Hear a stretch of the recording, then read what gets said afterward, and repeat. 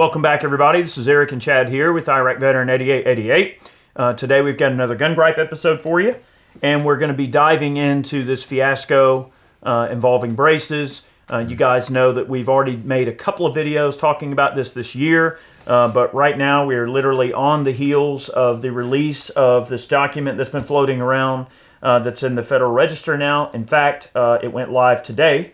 Because according to this, it says it's supposed to be published in the Federal Register 12/18/2020, which is today. Okay, so this document is now out there, and it involves, basically the ATF wants to reclassify stabilizing braces on pistols, and there's a lot of things that that go into this, and we're going to try to dive into some of the minutiae behind it. We've kind of seen this coming. Many people within the industry have sort of seen the writing on the wall that eventually the ATF was going to move on this sort of thing. And of course, I feel it's very, very important to mention here in the beginning, we don't agree with any of this stuff. We don't agree with braces being treated with any extra attention. Obviously we're 110% pro 2A, and we don't agree with any of this stuff, okay? But we want to lay this out in a way that people can understand it.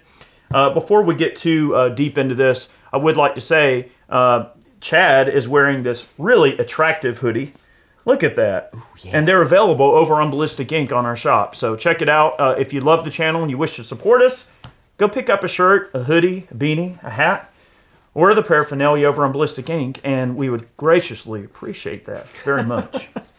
Shameless plug. Ding! So let's dive into this. Now, this document is multiple pages, and we're not going to attempt to read through all of it, although Chad has highlighted some areas of interest, and we'll go over it a little bit. There's a lot of interest. Are y'all braced for this? Before we get too involved in that, I just want to mention, though, I don't want people to panic saying that there is a ban on braces. Guys, nothing is official yet. No. Pistol braces have not been banned. Pistol braces are not illegal. Okay, there's a lot of misinformation floating around within the 2A community, and it just comes down to not understanding the facts. And it's worth noting as well, before we get too deep into this, that this letter does not carry the weight of law.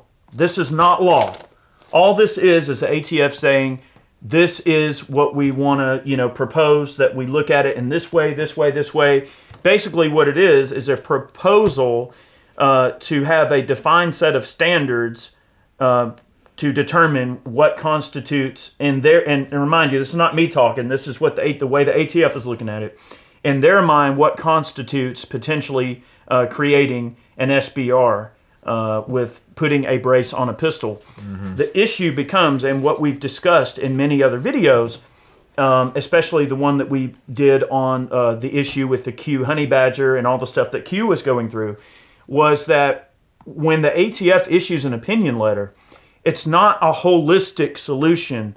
Okay, because a brace is not a firearm, they can only apply an approach to each configuration. So the problem is you have an unlimited amount of configurations that an AR pistol lower can be put into, or a pistol can be put into involving a brace.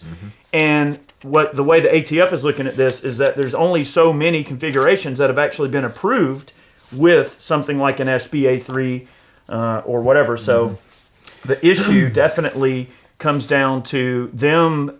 Basically, what they're saying is, there's thousands of ways that they can arrest you, and they don't know which one they're going to arrest you over. So that's the issue. And I want to just clearly make this clear, because I feel like I have to say this. We don't agree with this, okay? We're just trying to give you an idea of, trying to at least look at both sides and try to figure out why they are approaching this in the way they can. Now, I've got some other things to say, but I'll shut up and Chad, Wolf Blessley take us away. Wolf Blessley here with a nightly news. Don't take it from me. All right, so look. Don't kill the messenger. Yeah, please don't kill the messenger now. All right, so with this entry into the Federal Register, if you guys don't know how this works, all right, this has been the case with the 7.6 ban, okay, that we had, all right, a little while back during the Obama years. This was the case with the proposed M855 ban, okay? This was the case with bump stocks, all right? This was the case with 41P, All right, if you guys remember, if you were into NFA, okay, and buying suppressors and things like that, and making short barrel rifles and shotguns and AOWs and all that happy fun stuff that the ATF, likes to regulate into oblivion. You remember the video we did in front of the Alamo? Yeah, That's what that had to do with M855. That ban. All right, so with 41F, this thing went into the register, and there was a comment period. Okay, usually the comment period is supposed to be 90 days. From what I understand, from what Tim said, it seems like they're breaking that law as far as the time period that comments need to be accepted. They're only accepting comment period or the comments for 17 days. So you can go on the Federal Register and you can submit a protest, okay, against this pending ruling, or you can submit a comment in agreement with it if you would like. Please don't. Please don't. All right, but comments have to be formatted a certain way, they have to be arranged a certain way, they have to be addressed a certain way, and just so you know, if you submit an electronic comment, okay, which is the easiest form of submitting a comment, your information will be published in the Federal Register. All right, and a lot of people don't like their name and address and telephone number and everything being out there. The only way to get that, redacted from your statement is to send either a, they need to send. Submit comments by mail or facsimile, along with a separate cover sheet containing their personal identifying information. Both the cover sheet and the comment must reference this docket number. All right, they provide the docket number there. So they're making it increasingly difficult. This is just the process. The government makes everything difficult. All right, so if you want to submit comments, there is a very specific method you have to follow. Otherwise, they will not consider your comment. All right, so guys, get fired up. So get fired up. Submit a comment, guys. We have got to comment on this. Just like we shot down the M855 thing, Yep. The reason 7 and 6 was banned was because not enough people were affected cared nobody cared about 7 and 6. about 7 and 6. So the poor little old 7 and 610s went the way of the dodo, and M855 stayed. Yep. Obviously, we still have M855 ammunition. So guys, don't sit this one out. 17 days is not a long time. And they did this over Christmas break, knowing dang well that people are going to be distracted. See, all of this stuff that gets swept under the rug, this sort of thing, happens usually in late December, all the time, because they know people are going to be distracted, they're traveling, they get back and they go, oh, what's this? And then it's too late. Yep, absolutely. So this all comes down to the ATF being able to regulate what you do within your own home with your own property. Okay, that's ultimately what it comes down to. That you already possess. That you already possess. But the reasoning that they give for this clarification, as they call it, is due to the use of braces in other ways that they were not designed or intended for. Okay, and this actually comes down to some of the manufacturers' advertising and everything, which is mentioned in this docket. Which is quite interesting. Like, a manufacturer will submit an item in question for like approval, which the ATF really doesn't approve anything. They just clarify whether or not it meets the standards of the GCA, the Gun Control Act, and the NFA, or one of the two. And what we're dealing with here is both of those laws that are on the books. But they'll advertise it being used in a way that was not really clarified by the ATF, or portrayed to the ATF as like the end use. They'll have a guy shouldering it or whatever, naughty with a VFG on the front of it with a sling with a variable power optic, and they mention all this stuff in there as things that they are looking for on a case-by-case basis. And remember, this is not a blanket determination. This is not like all pistol braces are banned. Okay, this is like they're going to look at it individually, okay? And we don't know yet. Everything's ambiguous. We have no idea what pistol braces they're looking at. We have no idea what brands, models, or the actual specific configurations, other than the main highlights are, okay, if you have a braced AR, for example, all right, with something that is very reminiscent of a stock that is on the market, although it is not a stock, it is still a pistol brace by design. And you have a variable power optic with a very short eye relief. You have, they mention like a drum magazine or other heavy accessories on it to basically hinder its performance when being, fired with one hand. And my battery's about to die on my laptop. Anything to hinder the ability to fire with one hand, as is what's designed, or what a pistol is designed to be used as.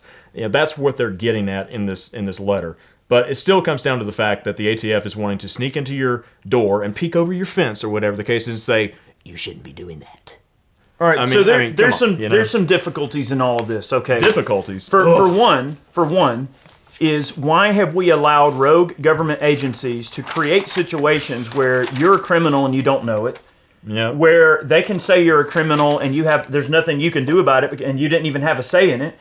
They can create situations where you're a criminal by bypassing the checks and balances that we have in place for creating laws, right? Yep. So if what they're proposing is, all right, this pistol is actually XYZ, this pistol is a short barrel rifle, this pistol's this pistol's that, then they have to change laws, right? You don't just get to say, well, I woke up one day, so Regina Lombardo woke up one day on the wrong side of the bed and said, well, I'm anti-gun, I'm visibly anti-gun, I work for the ATF, and I'm going to interject my personal and political opinions into my job. Yep. And that's not how that works, right? So the issue is these people aren't elected, they're appointed. So it definitely raises a few questions. Well, one question is, Donald Trump in 10 minutes time could issue a statement saying, yeah, get right out of here. You're fired. You're fired, Yep. right? So he could totally just fire these people, right? Obama appointed her, right? So why hasn't Trump appointed somebody to the ATF that actually cares about our rights, right? So it all becomes this political minutia that unfortunately we're just subject to, and we're not actually represented in the way that, hey, we elected this person, or hey, the people that we did elect chose people that would cater to our beliefs and our values as gun owners, right? So there should be no political bias in these situations, but there clearly is. Yeah. And that political bias has existed the entire time during Trump's administration. So there's a lot of people that would say, well, Trump's done a lot of things against the Second Amendment, and he has, because we've got the bump stock ban, and then now the situation with braces, now the situation with 80%ers. Well, all of these things that are trickling down the pipeline that have been there the whole time, and they've had the willingness to want to do.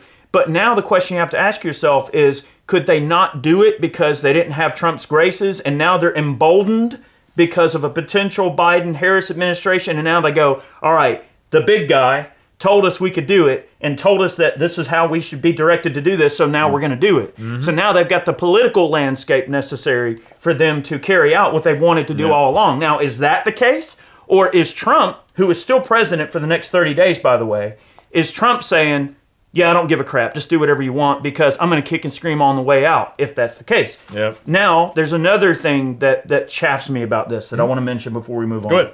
Is the original Gun Control Act of 34. No. I'm looking at, the 34 NFA, the National Gun Control Legislation, the NFA. The NFA. And 34, right.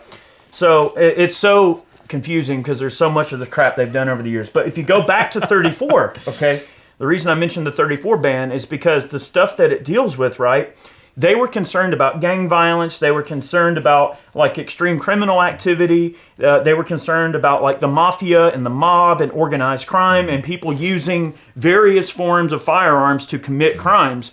Crimes which were the result of terrible, terrible, terrible policies that were in place at the time. You look at the Prohibition era and all of the crime that was sort of caused. The crime was a byproduct of terrible legislation and terrible laws more than terrible people, right? And I think it's worth noting, right? You look at things like this, and this whole situation that we're in right now, all right, we're arguing about what makes an SBR and what doesn't, and we've created this draconian, crazy system to determine, oh, well, if you're a foreigner and you look at our gun laws, it's confusing as crap if you don't live within it and deal with it all the time, because it's like, that's a pistol? That's a short-barreled rifle? Like, wait a minute. It's so confusing and unclear for the average person. The issue I have with it is the entire standards by which we're even arguing about right now were created almost 100 years ago. So these are different times. Those times aren't happening anymore. You don't have people in the streets getting in machine gun battles left and right with the police, with Tommy guns.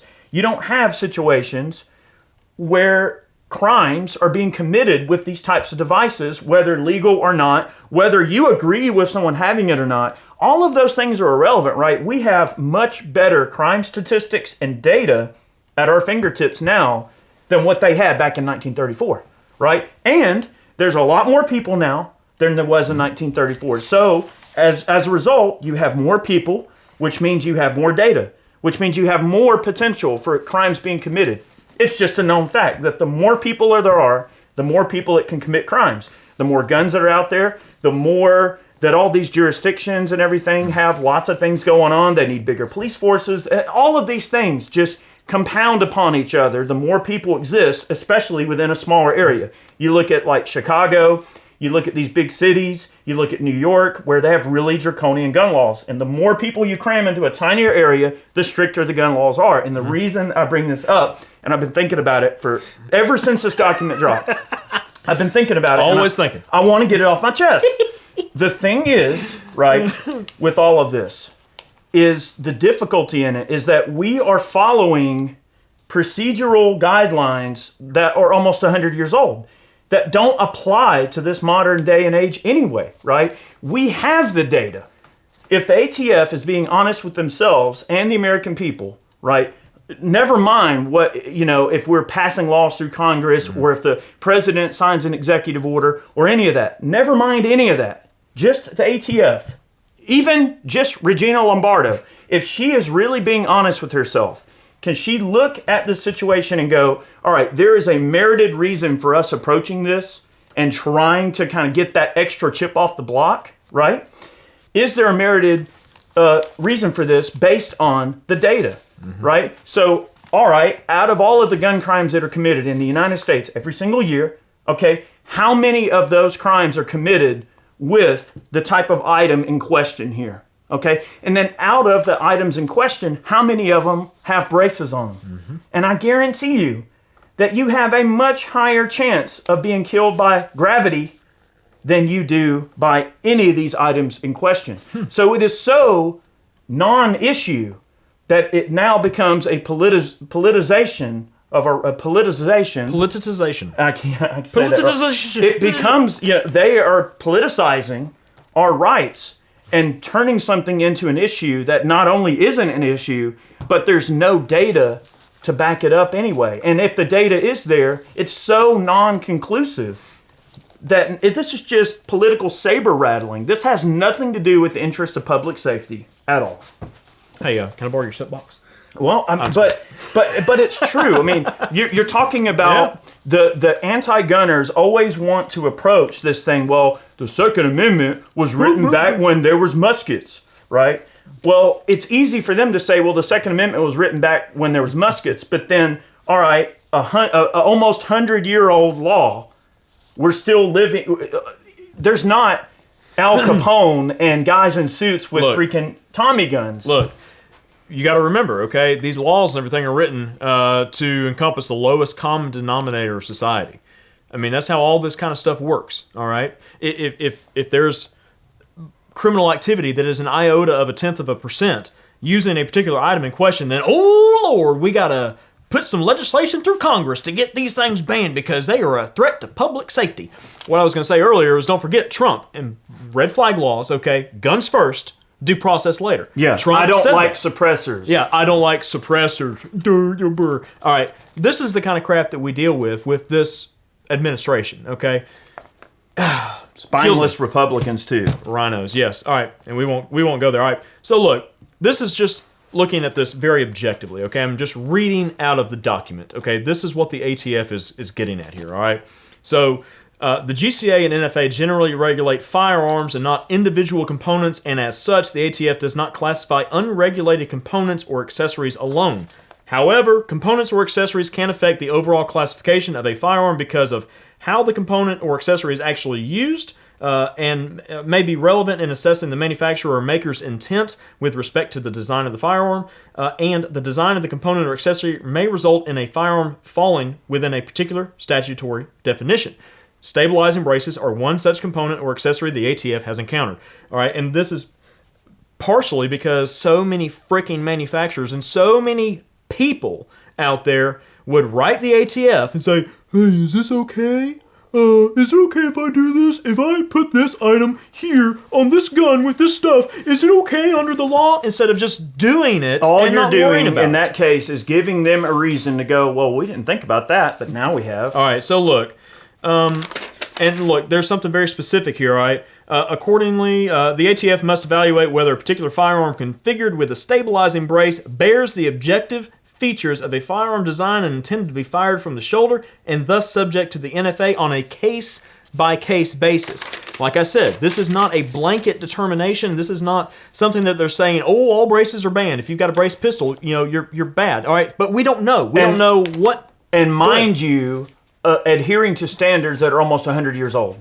Just putting that out there. Not only that, but like the things I'm about to get to in this are somewhat ambiguous, okay? And it literally is going to be in the eye of the beholder. If an ATF, ARs and AKs didn't exist in 1934. well, yeah, neither did the internet. So we talk about the First Amendment all the time. If freedom of speech is protected, then what you say on the internet is just as protected as what was written on a piece of paper several hundred years ago. What you use to defend yourself and your home and your family and your community these days is protected, just like anything else. Okay, it's not a musket. All right. All right. So let's. All right. Here we go. All right. These are the design features that the ATF considers when determining whether a weapon with attached stabilizing brace has been designed or redesigned, made or remade, and intended to be fired from the shoulder. Include, but are not limited to. All right. Type and caliber. All right. Let's see. A large caliber firearm that is impractical to fire with one hand because of recoil and other factors, even with an arm brace, is likely to be considered a rifle or a shotgun. Weight and length. All right, so they're going on, too heavy, too heavy to be impractical, or impractical to fire or aim with one hand. It's difficult to balance a firearm with one hand. Could be considered a rifle or a shotgun. And mind you, they're not telling you what the standards are. Simply ambiguity. Simply that there is a standard they're considering, yes. And you won't know until they arrest you for it. Yeah, And I'm not even sure if we're going to know exactly what these measurements, weights, calibers, what this all entails, even if this document becomes final. Okay, we have no idea of telling it. Everything right now is speculation. All right, length of pull. All right, let's see. Because an arm brace need only reach the forearm, the distance between the trigger and the back of the brace is generally expected to be shorter than the distance between the trigger and the back of a stock on a weapon designed to be fired from the shoulder.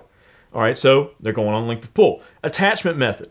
All right, let's see. The method of attachment of the stabilizing brace to include modified stock attachments, extended receiver extensions, and the use of spacers.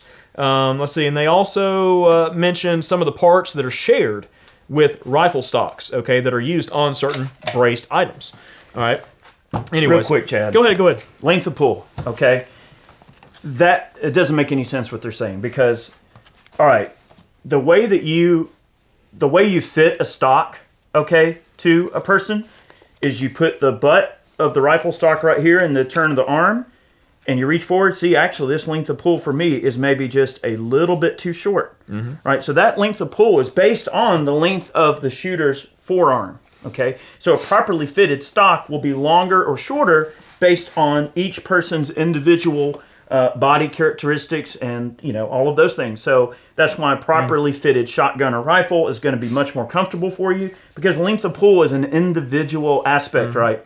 So the reason being is because the length of pull, like when they say that the stock or brace length would be a determining characteristic, there's no way that it could or couldn't be because the thing is if I were to strap this gun to my arm somehow, it's not going to change what the length of pull needs to be for me to point it.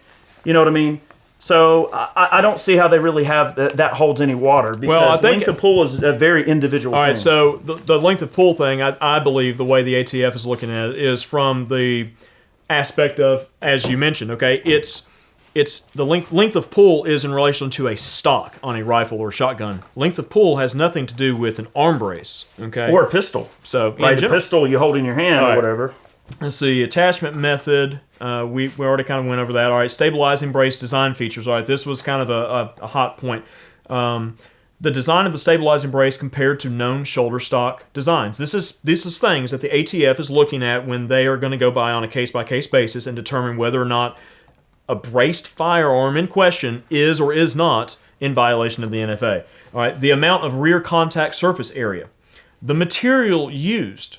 Okay, any shared or interchangeable parts with known shoulder stocks and any other feature of the brace that improves the weapon's effectiveness from the shoulder firing position without providing a corresponding benefit to the effectiveness of the stability and support provided by the brace's use on the arm.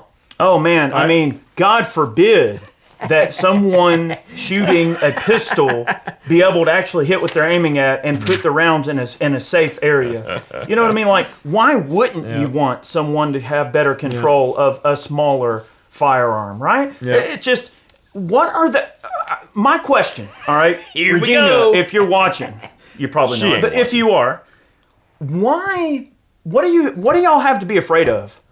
Why do you care how long a gun is? Think about it. Why does it matter? It doesn't matter. Like, what do you have to be afraid of? All right, Look, if the government has Daniel Defense Mark 18s with giggle switches on them and grenade launchers, why do they care about this? It's irrelevant. Well, because we're not the government. All right, so look. They work for us. I want to interject Government something. works for you. It does. All right, I want to interject something in here before I continue with this. Sorry, this video might be getting a little bit long, but there's a lot of points to cover, and we still have some things to cover, moving forward. But I want to mention something. All right, SBRs, okay, at this point in time, may have been they may have been on the chopping block for removal from the NFA. Okay, we had the ability during the first 2 years of Trump's presidency to push through the SHARE Act. We worked long and hard, okay, and we advocated for this legislation, all right, which would have removed suppressors from the registry, okay? That would have been a stepping stone in the direction of abolishing the NFA as a whole, okay? But we did not get it because, we had spineless politicians in office that did not stand behind the American people and stand behind their promises, okay? Even up to and including the president. And some of you Trumpers out there can really hate us for it, but we're calling it as we see it. I mean, you have to be critical of everyone in government. You can't just pick one side and say, "Oh yeah, I'm going to support them no matter what they do." No. Trump owes a great debt to firearms owners, and he has not made good on his promises. Well, no, he owes a great debt to the NRA, right? The fact of the matter is, give me a freaking break. The fact of the matter is that the gun owner, as they exist right now in this day and time, right here on this day, December 18th, 2020. Well, the day of filming. Are some of the most disenfranchised people on this entire continent. We have been treated like redheaded stepchildren, and we have not been represented in government fairly. And all we have to show for it is spineless Republicans who are too afraid to stand up to the anti-gunners. And the American people are freaking tired of it. We're tired of this shit. And we're tired of Trump skating over this issue. And he needs to freaking do something about this if he gives a crap about gun owners. And he is not the end-all, do-all messiah to gun owners. No, he is bottom not. line. And the NRA is definitely not the end-all, do-all group of people that we trust as gun owners at large to protect our rights. They have played pocket pool with our rights. And now, again, without going too far down this rabbit hole, how do we know that because the NRA is in Trump's pocket and that the NRA, gave him an A+ rating, tried to convince gun owners to vote for him based on his pro-gun status or supposed pro-gun viewpoint, allegedly. How do we know that the NRA hasn't said, hey, don't do this, don't go against this, because we want to chalk up some fear to have reason to collect membership dues. So see, it's all about padding pockets and pocket pool and playing political pocket hockey or whatever with people's, freaking rights. Yep. And in this day and age, with the free flow of information and ideas, it's become quite clear that these people are not our friends, that they don't care about gun rights, and we have to hold them accountable. Spineless Republicans are why we have to see this. Yep. All right, so I'll leave it at that. Another consideration is the aim point, okay? Like where your optic is placed or where your iron sights are on a given firearm in question. Secondary grip. The presence of a secondary grip may indicate that the weapon is not a pistol because it is not designed to be held and fired with one hand. All right, you have a secondary grip on there. What if it's just incidental to the use of the firearm in question? How many people shoot a pistol with one hand? I know. Design and intended. All right, sights and scopes. All right, this was an interesting, factor, okay? Incorporation of sights or scopes that possess eye relief and compatible with one-handed firing. All right, we're talking about variable power optics that have a short, 3-inch eye relief, ACOGs, things like that aren't red dots that have a long eye relief, or a specific, pistol optic like you would put on a revolver, okay, in question with long, like 18-inch eye relief to be used when extended from the body. All right, again, this goes back to what I said in the beginning of the video. Why is it the ATF's job to regulate what you do with a given item in your possession at home when you are not harming anyone or anybody? People put crazy optics on handguns and stuff like that all the time. So what does it matter? What And they kind of don't optic shoot them it with is? one hand either. No. And then peripheral accessories. This is where we're talking about like bipods, inclusion of a magazine or drum that accepts so many cartridges that it increases the overall weight of the firearm. We're talking about impracticability. Impracticability. Is that a word? Apparently so. Impracticability. No, I just made that up, I think. All right, but anyways, like I said, it's just case-by-case basis. And all right, now this is something too. This like, hey, we're not the bad guys, okay? Like ATF is publishing this list of objective factors it considers when classifying such firearms, including an explanation as to why those factors are important to aid industry and the public in understanding ATF's interpretation and application of the NFA and GCA definition of a firearm when evaluating these types of firearms configurations. Although there is no requirement that a guidance document be published for notice and comment, ATF has decided to publish this in the Federal Register for a brief comment period. Given the public interest surrounding these issues, ATF will consider the comments it receives before finalizing this guidance. So they'll read that next line. All right, so the next line, ATF recognizes that before issuance of this notice, there was a misunderstanding by some that a pistol assembled with any item purported to be a stabilizing brace still would be considered a pistol regardless of other characteristics.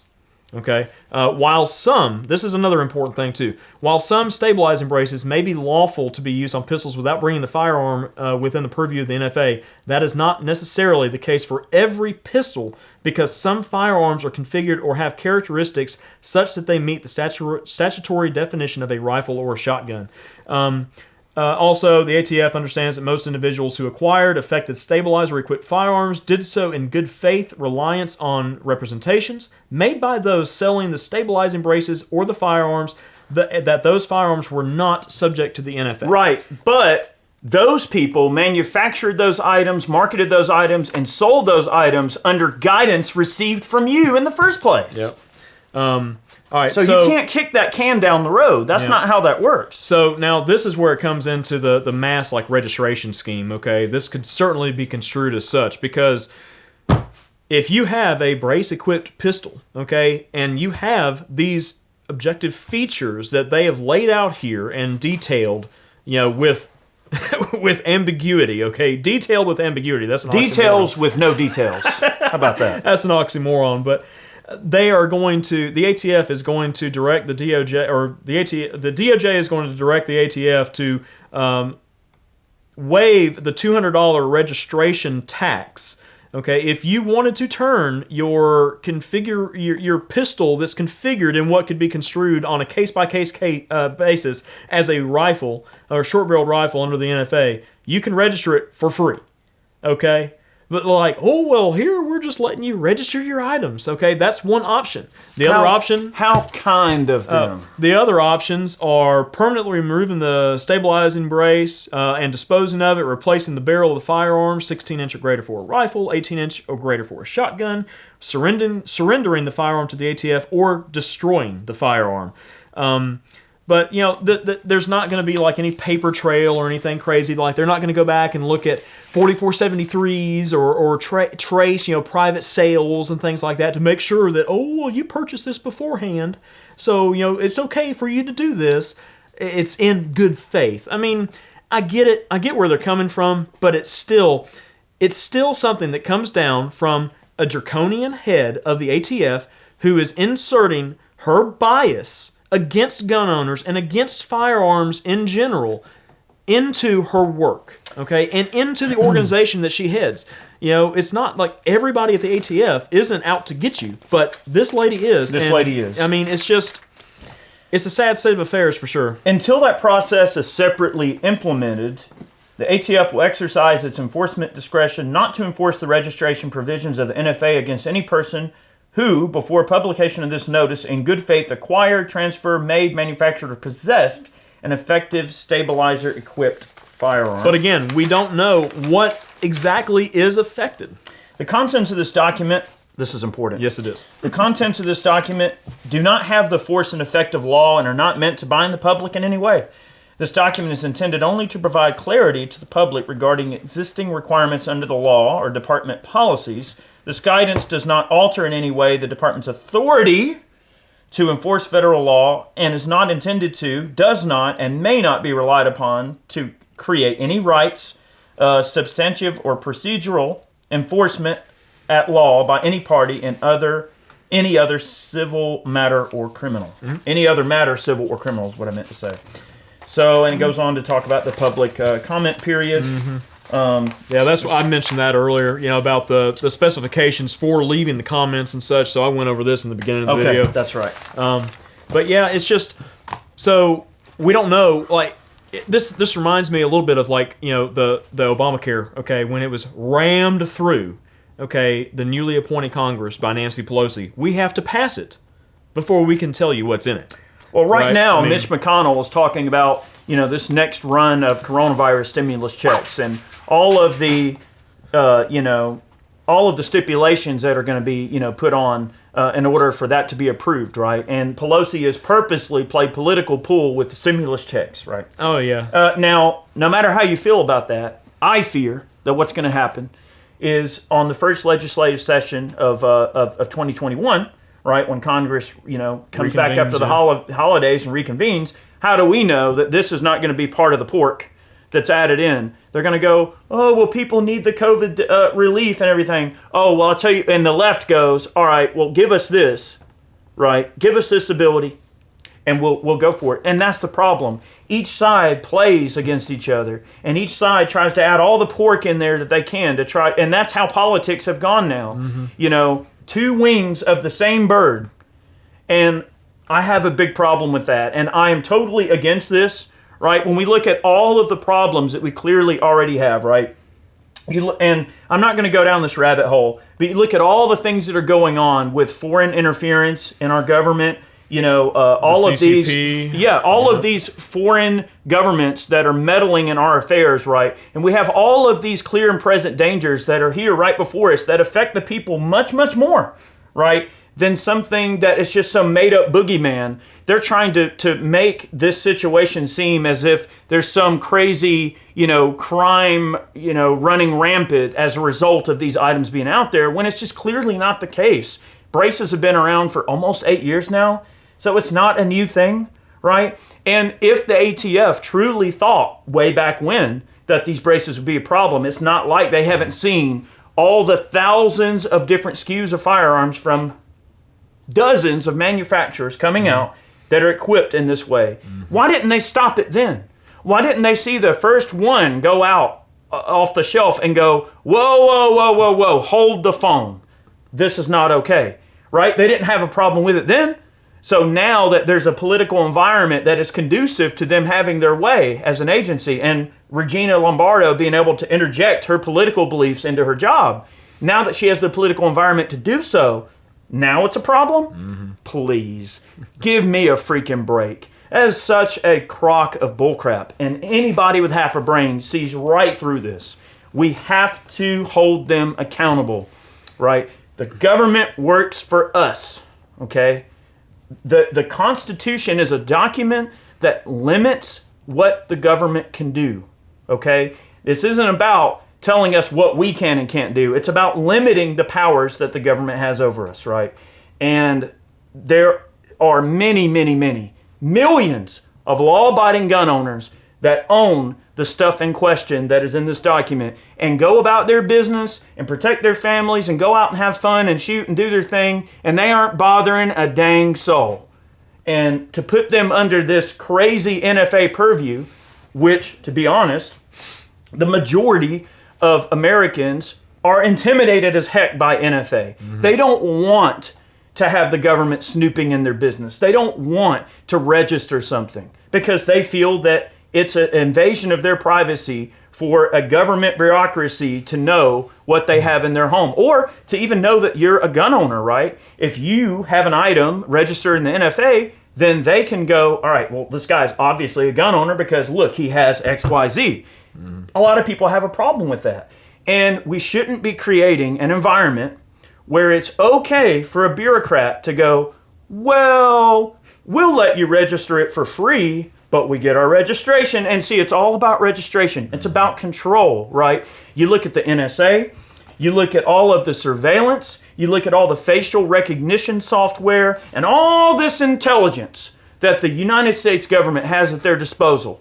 And you mean to tell me that you want me to believe that the ambiguity of my brace on my pistol somehow has you scared of me, and you don't know who is a legitimate threat and who isn't based on your intelligence? All of this, billions of terabytes worth of data that you have at your disposal, all the screenshots you've kept from people, all the text messages you read, all the emails you read, all of the camera feeds that you access on people's phones, and you listen to people's conversations on their phones, and you somehow still can't get through your mind who is a threat and who isn't. Too late for that. Bye. And no amount of registration or trying to convince the public that some boogeyman exists as a result of this proposal is going to change that fact. If you don't know who the bad guy is by now, you're way past that mark, buddy. I want to extend a thank you to organizations like the FPC and GOA who are on the forefront of fighting this egregious legislation, and they're the only ones who are really doing anything. I mean, you have some other grassroots organizations that are out there doing some work, but the NRA is silent. The NRA has been silent on even the Polymer 80 deal. They're complicit. Yeah, Jared and Eric covered that last week. But the thing is, the ATF is certainly emboldened in this current time with the prospect of a Biden-Harris presidency. Okay, and we're still in, right now, as of this time, and we're in late December, we're still in runoff, okay, here in Georgia to determine the control of the Senate. We still don't know what the results of that will be. About the time you see this video, it may be after January the 5th, and we have results from that.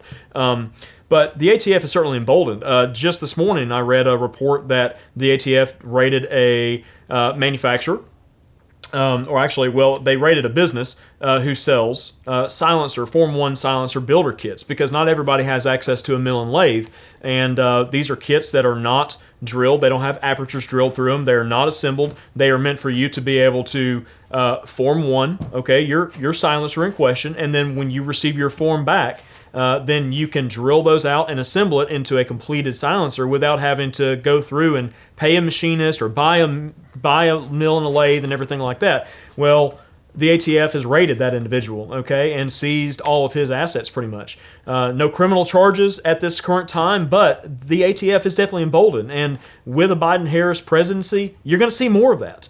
And it's up to us gun owners and just people in general out there to protest this fervent government intervention in our lives and in our livelihoods as business people. And just with COVID, it seems like the government is emboldened. I mean, you have a disease that kills 0.0013% of people under 50 per the most recent CDC statistics that I saw. Under 50 years old, 0.0013% chance of perishing from COVID. And magically, people stop dying from the flu. So, anyway. Yes, but you have an emboldened government as a whole because of the pandemic. Okay? And then that just trickles down to these other bureaucratic agencies who are emboldened under the prospect of an administration who is fervently anti-gun and will do everything in their power against gun owners to further regulate our rights. When a shark smells blood in the water, they start circling. Exactly. The bottom line is that there's never been more blood in the water. The government is bloodthirsty, and they are smelling the swimmers, and they are circling around, and they're just finding who they're going to pick off first.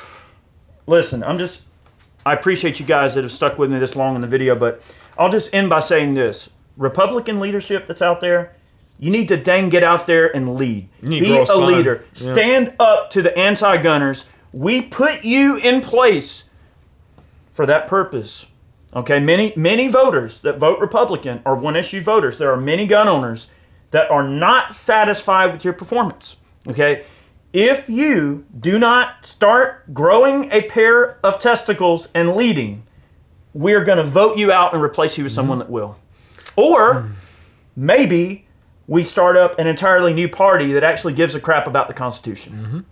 All right, look, real quick. I hope that But not the libertarians. Yeah, Because please. they're too busy arguing about who's the most libertarian. Please, God Anyway. Almighty. Now, look, I really hope that this new influx of new gun owners, okay, at the current time, the count was getting close to 6 million, I believe, estimated new gun owners, maybe more than that at this point. But I hope a lot of these people are in Democrat strongholds, okay, and I hope that they hold their elected representatives' feet to the fire to get on board with the pro-gun side of things, because gun ownership is not a one-sided right. I mean, it's not just, gun ownership is only for the Republicans. No, I mean, there are plenty of moderates, Democrats, libertarians, independents. You know, they all own firearms. Firearms are a universal right in this country, okay? And it is endowed by your creator. It is not endowed to you by the government, all right? So why is it that it's always such a two-sided issue? Or I guess a polarizing one-sided issue. Definitely So, a polarizing issue. why is it that, the Republicans are the only ones that support your right to own a firearm? Well, in recent years, we've seen that that's not the case with all these rhinos that are in office. They talk a big talk, but then they don't walk the walk. But Democrats, really, I don't really understand just why it's just so polarizing that they have to be anti-gun. Otherwise, you're not a Democrat. Well, I mean, don't Democrats own firearms? Many of you out there are Democrats, maybe watching this video. You own guns. You don't want the government to take them away. But then we have people in the NRA. I own guns, or I don't think you need that, but... I mean, dude, come on, people. I know. All right, anyways, I'm done. I'm telling you, I'm so pissed I could spit. It just, it makes me so angry. Oh, man. I gotta calm down. I think I'm gonna have to go do some push-ups or something and calm down a little bit. Get my... You want to go for a run? You can do that. I'm not gonna run. No. All right. I don't intend on running from anything. Okay.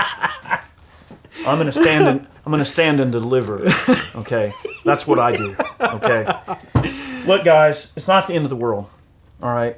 We have each other, and the people, when they're united, are a force to be reckoned with.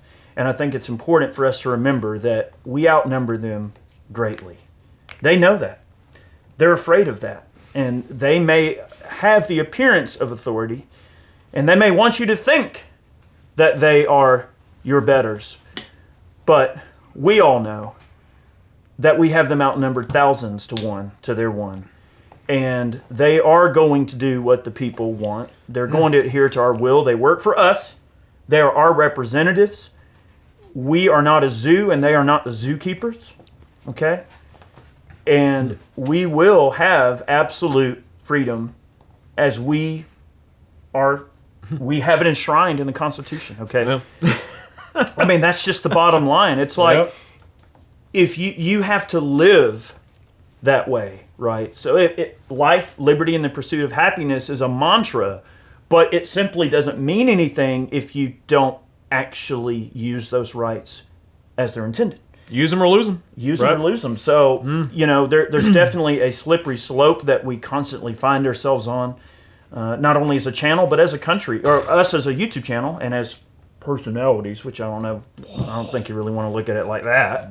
I don't think of myself that way. But when you look at our view, but then just the holistic view of our country and the way that we approach firearms ownership, there's a heck of a lot of us. Okay, just this recent Black Friday, there were yet again enough firearms sold, more than would be required to arm the United States Marine Corps in one day.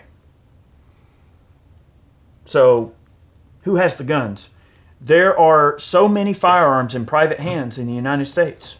Okay, we have the highest per capita amount of gun ownership in the world. And out of all of the firearms in private hands in the world, we're on the top of the list. We own, I think, America... $1 billion? Well, no, I think America owns 46% of the world's firearms. as a whole. And I think the per capita rate right now is just over 120 guns per 100 people. All right. I believe. Before I let you guys go, one anyways. more little tiny piece of information I want to put out. Like, I but want to Eric, brag, okay? but Eric. Sorry, guys. All right. Listen to this. All right, here we go. The Czech Senate, Yeah. Czechoslovakia. The Czech Senate has passed a constitutional amendment incorporating the right to keep and bear arms, being the first European country to ever do so. This was a necessary measure to protect the country's gun owners from anti-rights advocates in the EU, who have been pushing for various authoritarian policies, most predominantly a ban on all lead ammunition. The new legislation circumvents the EU magazine restrictions and legalizes silencers and night vision sights. Yeehaw. All right. Which were previously banned for no good reason. It also creates a national militia system which can use hollow point ammunition otherwise banned by EU laws. Additionally, government gun-free buildings have to provide safe storage, and there's a reciprocity process to recognize carry permits from other countries in Europe. And it says that this bill is soon expected to be signed into law. Ding! Congratulations, Czechoslovakia, for joining the free world, okay? And, all right, so those little tiny victories, right? When firearms ownership is looked at from a holistic approach in terms of human rights, protecting the human condition, right? Understanding that we need to be able to protect ourselves as people, right? I'm really happy to see those types of things happening, and I hope as more and more people understand how commonplace firearms ownership is in the United States and how safe it is here. It's very safe. The United States is an extremely safe country. I hope to see more countries follow suit with Czechoslovakia. So, congratulations to them. Have a drink on me. I'm sure that in the next few decades, we're going to see a lot more countries leave the European Union. I mean, maybe in our lifetime, the European Union would be dissolved as a whole. I mean, only time will tell. But. Guys, have a great day. We appreciate you tuning in to today's Gun Gripe. Definitely go over to Ballistic Ink, pick yourself up a nice snazzy hoodie, or a t-shirt, or a beanie that could cover that mess right there. Anyway, or a hat. And we definitely appreciate that. Also, definitely would love to thank our Patreon supporters who support us monthly on Patreon. There are many ways you can support the channel if you like what we do and you wish to support us. Thank you very much. Many more videos on the way. I appreciate your time. Have a nice holiday, Christmas. Have a Merry Christmas, okay, over the holidays. Well, there's other holidays. Merry Christmas, you filthy We celebrate dogs. Christmas, but if you celebrate Kwanzaa or what is it, Hanukkah? Yeah, whatever you celebrate, you just enjoy yourself and you have a great time, and don't let this get under your skin. But do let it get under your skin. But do comment. Please do. Register a comment. Do it. It's important. We have to get fired up about this. Have a great day. See you guys next time. See you guys.